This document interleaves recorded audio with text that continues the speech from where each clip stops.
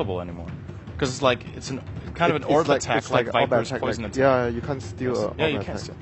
Is that for real? That is such a shame. That used to be so cool, actually. What a loss. There we go. Yeah. Oh, well. Well, that dream is over, but there are many other dreams alive, Sid. You can keep dreaming. No, nothing matters anymore. I was looking forward to that. Yeah, me too. You got me all excited. I was like, oh, is that possible? Okay. I just like seeing you. I just like seeing you lose your hopes. Wow. Oh, wow. Okay. Oh, yeah, we... Yeah, Speaking of losing hope, like here comes something Rude. besides clock and... okay. Undying and clock. So Rude. they're taking a different direction right now for the off lane. So it's pretty decent, I'd say, against what Empire have. They have a lot of ways to deal with the brute, but the supports, if they're going to run the Lina and support as of now, so Lina alone isn't enough to deal with the spiders, so they need a stronger hero to be able to actually deal with the brute mother in the lane as a support. Okay. Wait, actually maybe not. Maybe they are actually going to run Lina as a core. Is there still possibilities? Empire do run Tusk as a support, right? Yes, they do. Okay, so then They played the on possibility mainly is a still lot. there. Yeah, there's still a possibility there, but more or less likely that the Tusk is off lane. But there's still a chance that they might actually do that and run Lina as a core. So then they would want to get an off-lane grab, right? Yeah. So what about like a Darkseer then? Yeah, Darkseer is definitely good against the the brute Darkseer mother. is available. What about an Axe? Just go all out. Yeah? Yeah, it's Dazzle as well. Yoki Axe? Axe counters in two Star things. Ladder. It deals with the brute really and good. counters the Dazzle, so I could see that happening here. Darkseer is good with their heroes, a lot of synergy with the Dragon Knight and the Queen of Pain Lina as well, and good with dealing with the brute mother. I would say both of the picks are quite effective against the brute and the general lineup that MVP has. Yoki played a ridiculous Axe back at Star Ladder Season 11, and I think got a lot of people very curious and started running it into their own Rolodex of heroes. He was just ruthless, and immediately got respect banned from the second half of that tournament. So it's a shame to see Axe fall off. He's very entertaining, a crowd pleaser, the dunks, but we'll see. Now, on that note, are any of those picks perhaps a little bit more favored for the general roundup? Because, basically what I'm asking is, are any maybe just too specifically countering Brood and not thinking about the other phases of the game? Yeah. It's just the multi-purpose of Axe also countering Shallow Grave is just really valuable, I think. Yeah, There it is. It is The such Axe a good comes out. The alternative of Darkseer, the problem with that is the combo, for example, Vacuum into Light Strike Array, is pretty difficult to execute compared to a lot of other combos we see Darkseer picked into. It's pretty easy to vacuum into Sonic Wave, though, but still, I think this is the more solid pick. Yeah, Axe is much easier to execute compared to Darkseer. They should have banned this over Bristle, but I'm not sure they realized that this was actually a scarier pick. Yeah, I would agree. Although I think Axe is much scarier than Bristle. Yeah, knowing that you had the Dazzle, I don't know why Bristle they didn't think deals of with the Brute, but it doesn't deal with the Shallow Grave. Right. But Axe deals with both. Yeah, may have slipped their mind, and Hot 6 used a lot of their time earlier, so right at the end. Okay. Yet to get a win in TI. Is this the first pick? 0-3. Invoker? No, he's 0-3. 0 and 3. Yeah. Okay, we haven't seen him on the mainstream yet, so this is a little bit exciting for us sitting out here. But so now, we've had a couple twists and turns. How are things looking now with the Brood and then the Axe to counter the Brood and the Grave and the Invoker coming up for Hot? I'm not sure where the Invoker is going, Quaswax or Exort, because Exort would be really good with the Brood. You can easily do Roshan and stuff. Quaswax would provide, their lineup is missing a lot of disable, a lot of control. So Quaswax would actually help with that in regard and deal with the Axe pretty well. All these heroes, all these strength hero and Tusk, they really need their mana. So, but then again, Snowball can deal with the EMP as well if you time it right. It's pretty easy because you have a lot of ample time to actually cast a Snowball. EMP takes 2.5 seconds to go off. Now, what about? Well, I guess the game is about to go in, but the Axe, is that something that's going to be a huge trouble for Hot 6? Yes. Yeah, I wonder if they're going to try their best to dodge that lane, if they're going to try to push to put, obviously, the Axe and Brood one-on-one, and just how the early setup is going to be here, if there's going to be a lot of dancing around the lanes and seeing who gets established, and then once they find the lanes, if they're like, okay, we got to change this up right now, and they try to move all over the place, and then you're losing CS, and That could be a bit of a headache for Hot 6. Well, both teams just one last game. Empire fighting for that next chance to just challenge VP for a tiebreaker into the upper bracket. Let's find out in game number 2. We'll see how Yoku's able to deal with it, but I'm sure they would have picked the Yoku axe because they feel they can deal with the Brood. That is a direct pick against that Brood because Empire feel confident to deal with it. And this is going to be a very exciting game, and of course for anyone joining us, I'm sure you've already heard it from the panel, but Empire of course needing to win this game to have a chance at ending up in the top half of the groups, and therefore making it forward to the upper bracket stage of the main event. If they win this game, they will then have to go head-to-head against Virtus Pro to fight off in a best-of-1 for that final 4th position to secure them the upper bracket. But they do, of course, need to win this one. Let's see what MVP can do to try and stop it. I'm looking forward to seeing the Invoker. I'm looking forward to see the Axe as well. Ice Shard's coming out. He's actually going to trap up Forever, forcing him around the long way. He's going to be okay, though, with the heal, just in case any kind of action was going to come out from the side of Empire. And, well, here we go, Andy, straight into Game 2. Yeah, it did end up being a Silent Queen of Pain. I think we talked about that during the draft as well.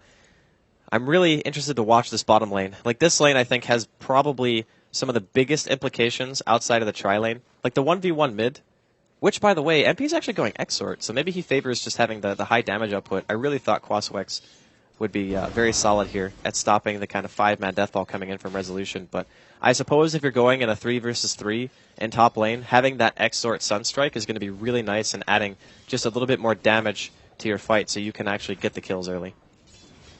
Okay, in terms of the top lane, what can we kind of expect to see here from both sides? Is this an easy win for either?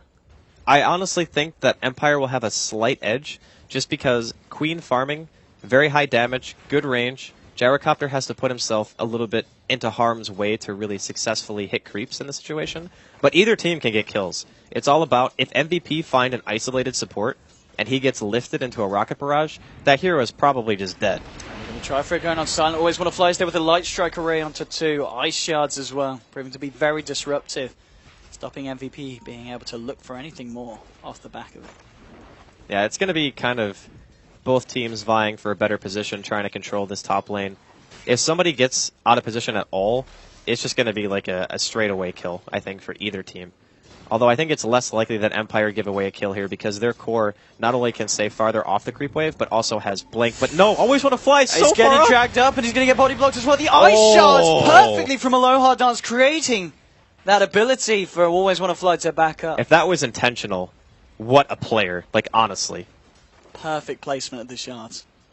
And no one to die as of yet here on this top lane. Always want to fly was actually amazingly out of position there. It is a godsend for Empire that he did not just give away first blood.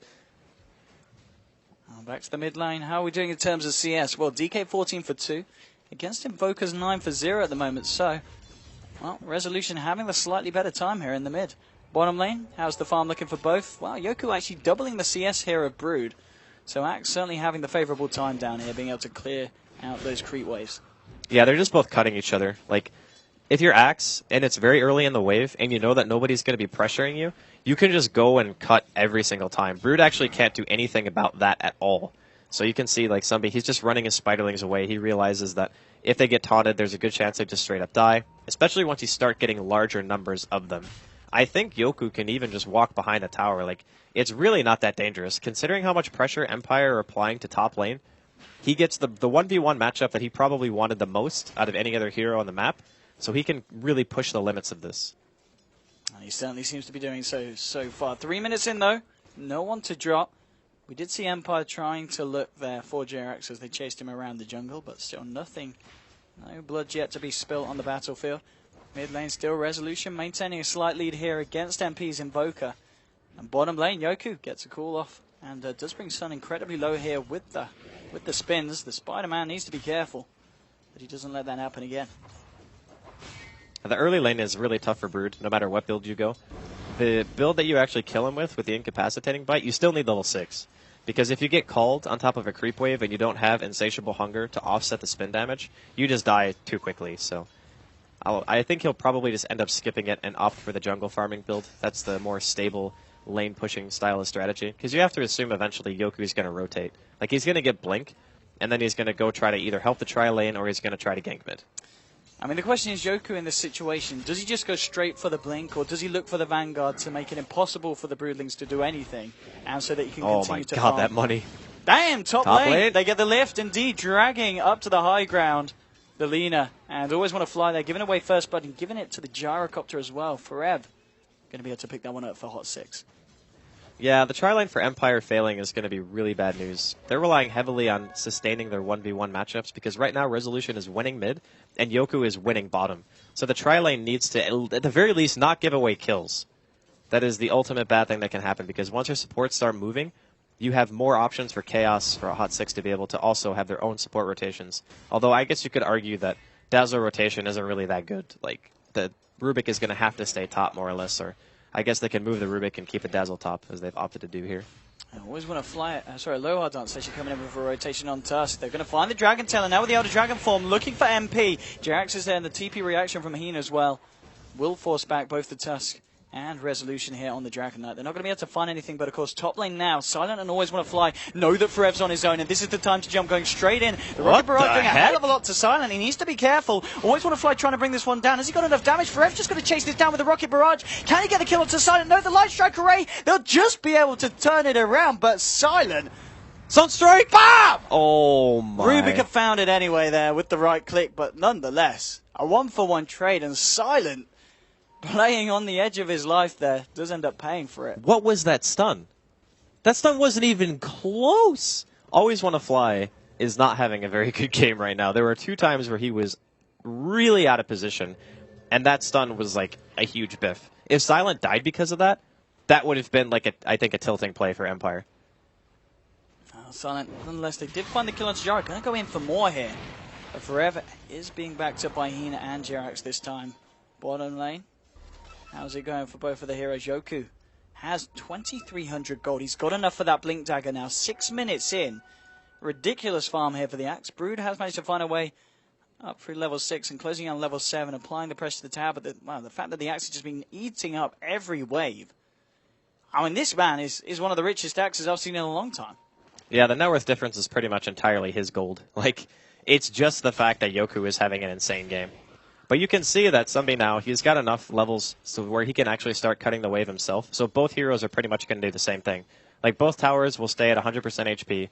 They're both going to continually just eat the creep wave, and the lane will stay stagnant. They're going to try and go for Silent here. They've not got enough damage now. Low Dance with the Ice Shards, trapping up Heen. The Sunstrike will come out. Will it connect? Yes, it will. A Low Dance is going to get taken out by Invoker. It's a 1-for-1 so far now. Forever, the Rocket Barrage doing so much. Always Want to Fly to fall. There's the rotation here from Resolution with the Breathe Fire. Will bring down Forev, turning it into a 2-for-2 here on this top lane. But still the game incredibly close between these two sides. And Yoku does now have the Blink Dagger picked up. Will, of course, be noted here by the side of Hot 6. And will be kind of obvious, of course, when he leaves the lane. I'm sure they'll be very, very careful when some reports back that there is no Axe down here. Yeah, but he knows as soon as he leaves the lane that the Brood is going to kill his tower. Like 100%. And the thing is, not really any other hero on the team can deal with the Brood but him. So Empire might just be saying, you need to stay bottom for a really long time. Like, just make sure that our towers don't just die. And they're going to rely on the 4v4 and trying to win their matchup that way, instead of having Yoku kind of walk around and look for any kind of engagement. Oh, there we go, Yoku. Just coming into the jungle. He really wants to find the Brood. Like, he does. I mean, he's hoping that he finds somebody farming the woods, and he's waiting for him to creep cut again, just to see where he goes.